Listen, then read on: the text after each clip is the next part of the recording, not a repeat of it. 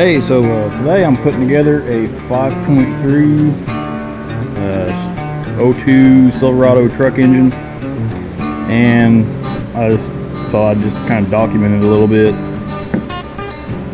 I have ported this pump. I wish I had another one sitting next to it. Let's see.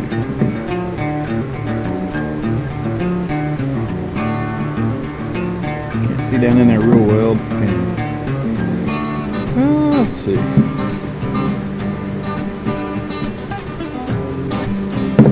Here we go.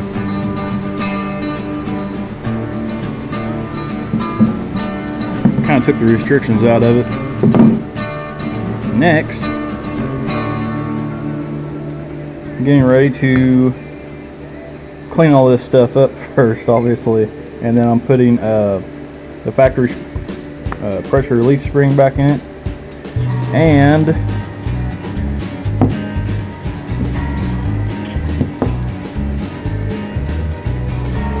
there it is. Can't see it.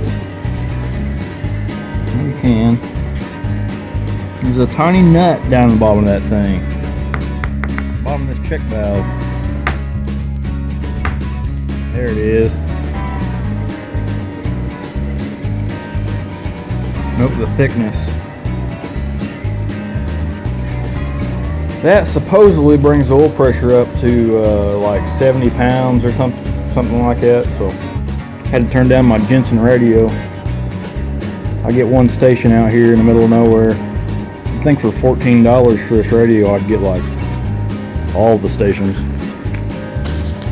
But got the relief valve stuck back in there. And this pump isn't real clean. You know what? I'm not going to clean it anymore because I'm putting it on an engine that I've already blown up once out of stupidity.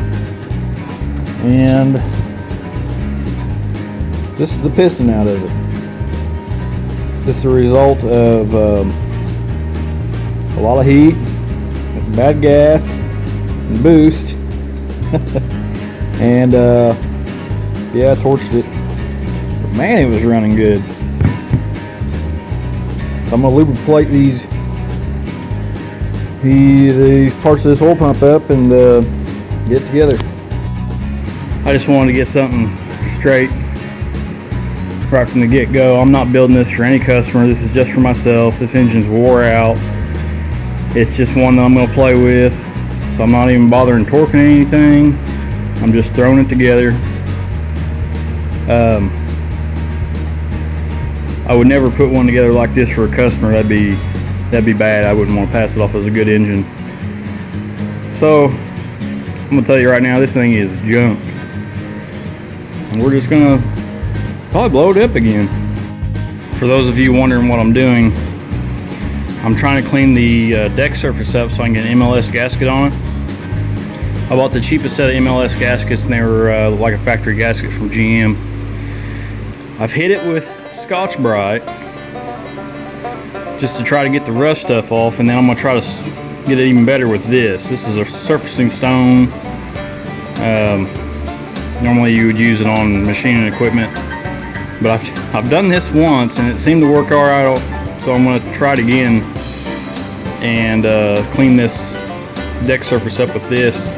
Try to keep it as straight as possible. Like I said, junk engine. Now I've got one side done.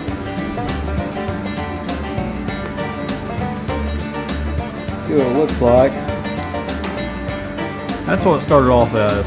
It wasn't horrible. This engine really wasn't that old, but it had a lot of just rust building up on it, and so I had to get that cleaned up a little bit for the MLS gasket. That's what it turned out like. I don't think it's horrible. Better than what it was. Now I've got that part done. A lot of people was going to say, well, it's still not good enough for an MLS gasket, and yeah, probably I agree, but my finely tuned profilometer finger, that's right, profilometer finger, not prostate finger. Oh, that's nice. Okay, enough finger in it. So I've got the heads set on there and the bolts tightened down, and I didn't get real crazy with the whatever it is, with the lube to put on the bolts. And I realized that these are torque to yield or torque to angle bolts. I can't remember. Anyways, they're a one-time use deal, and you're supposed to throw them away, but this will be the third time these bolts are used.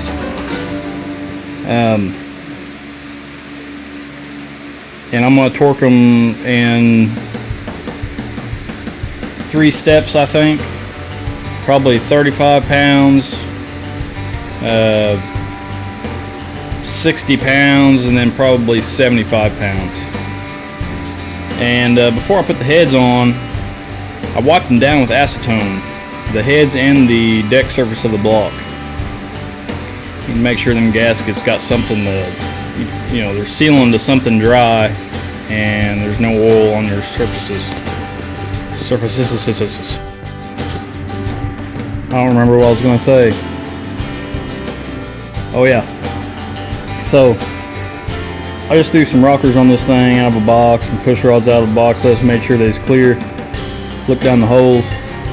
I put some red line assembly lube on the push rods and the rockers and tips of the valve stems. And just to throw some specs at you, these are LS3 springs, and I put those on because there is an LS7 cam in this 5.3. Now I know a lot of you are saying that cam won't work. Well, I'm here to tell you, it don't. It's a really horrible cam to have in this vehicle. Of course, the only thing I ran this thing was in a truck with a turbo on it. And the truck was just a dog for the first 100 feet. And when the turbo spooled up, it would just go. But I always felt that it lacked a lot because of the cam. So, how am I running an LS7 cam in this engine? Well, I just use the factory cam sensor in the back just to plug that hole off. Then on the front, I use an LS2 timing chain, cam gear and timing chain from a 06 GTO. Okay, and then now that the cam gear is moved to the front, get out of there. The cam sensor is moved to the front. I run an LS2 front timing cover with the sensor in the front, and then I figured out that the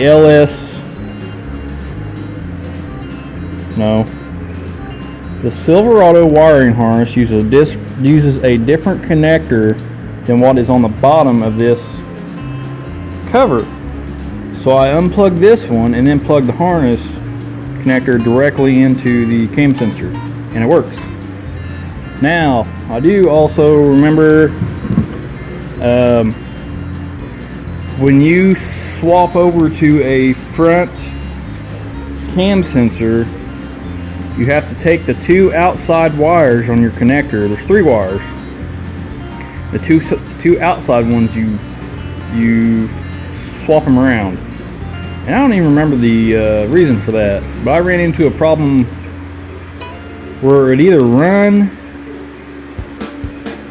and wasn't acting right, or it wouldn't start at all. I can't remember now.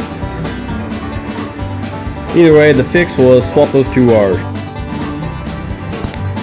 Well, I thought I was going to get it together. Kind of aggravated. I thought I had enough junk pieces around here to throw this engine together, but I'm missing the timing cover gasket. I have an old oil pan gasket that I'm going to reuse, but I have no front cover gaskets to put on this engine. So I'm just going to look around here for one, and If I do, I'll keep going.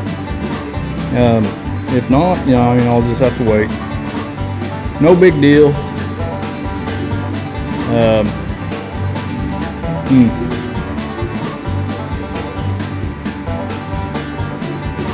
So what do you think? I could have called it Obamacare, but it wouldn't run with this shit and it just costs a bunch of money.